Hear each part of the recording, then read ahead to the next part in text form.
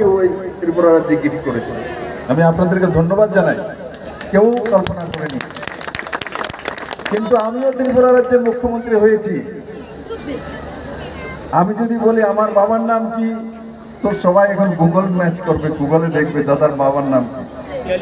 কিছু লোক জানতে পারে কিন্তু ম্যাক্সিমাম লোক জানে না। কারণ কি, বাবার নাম দিয়ে বা পরদাদার নাম দিয়ে ভারতীয় জনতা পার্টিতে রাজনীতি হয় না, সম্ভব না। মানুষ আমাকে চেনে। আমি এখন চেন্নাইতেও যাই, যখন কোয়েম্বাটোরে এয়ারপোর্টে নামি, তো মানুষ দেখে ওই ভাষাতে বলে, তামিলি ভাষাতে বলে, ও দেখো বিপ্লব দেবযার, চেনে তো।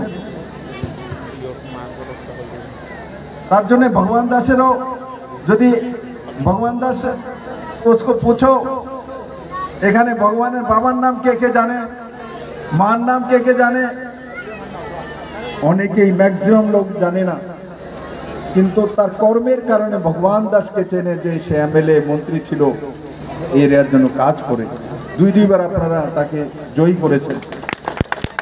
জেলাধ্যক্ষ ছিল, বিস্তারক ছিল।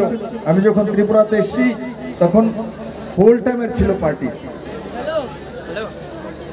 আমি তার জন্য এখানে এই পূজা প্রাঙ্গণে যে এত বড় মাত্রায় ভিড়, যারা মার থেকে আশীর্বাদ নেওয়ার জন্য এসছেন, বিশেষ করে নজওয়ানদেরকে বলবো, নিজেকে চেনো, মার আরাধনা করো, কিন্তু প্রথমে নিজেকে চেনো।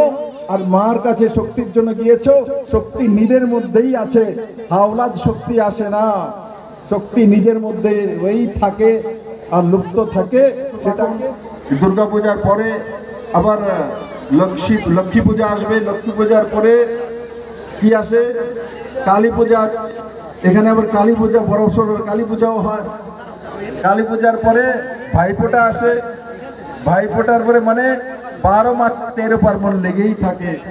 এই পূজাগুলোর মাধ্যমে আমরা একে অপরের সঙ্গে এক সুন্দর সুসম্পর্ক তৈরি করি। জাতি জনজাতি নিরন্তর এই ত্রিপুরা রাজ্য, ত্রিপুরেশ্বরী মায়ের ভূমি। আমি এখান থেকে মাতা ত্রিপুরেশ্বরীকেও প্রণাম জানাই। আপনারা সবাই ভালো থাকুন, সুস্থ থাকুন। আর দুর্গাপূজার উৎসব খুব সুন্দর করে পরিবারের সঙ্গে, বন্ধু বান্ধবের সঙ্গে মানিয়ে চলুন, এবং নিজের বাড়ি ঘর পরিবার সব ভালো থাকুক, সুস্থ থাকুক, এটাই আমি আপনাদের জন্য কামনা করি।